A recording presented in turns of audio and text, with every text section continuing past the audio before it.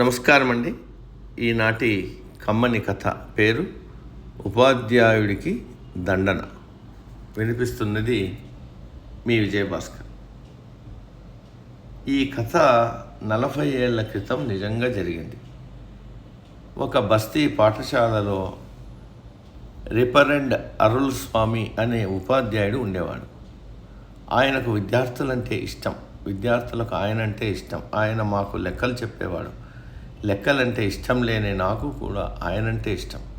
ఒకరోజు పాఠశాలలో ఒక చిత్రం జరిగింది.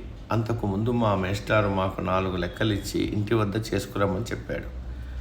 మా తరగతిలో ఒక్కడు తప్ప అందరము లెక్కలు చేసుకొచ్చాం. ఆ ఒక్కడు లెక్కలు చేయనందుకు సిగ్గుపడకపోగా చాలా గర్వపడ్డాడు. అరుళ్ స్వామి క్లాసులో నవ్వుతూ వచ్చి ఒక్కొక్కరి లెక్కలు చూసి మార్కులు వేశాడు.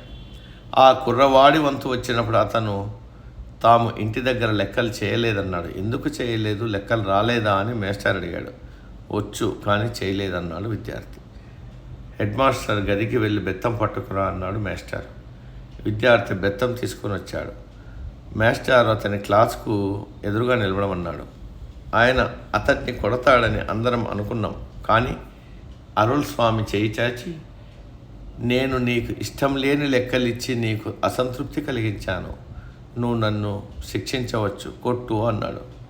విద్యార్థి వణికిపోతూ బెత్తం చివర మేస్టార్ చేతికి ఆనించి బావురుమని ఏడుస్తూ మేస్టారి కాళ్ళ మీద పడి క్షమాపణ చెప్పుకున్నాడు. సమాప్తం.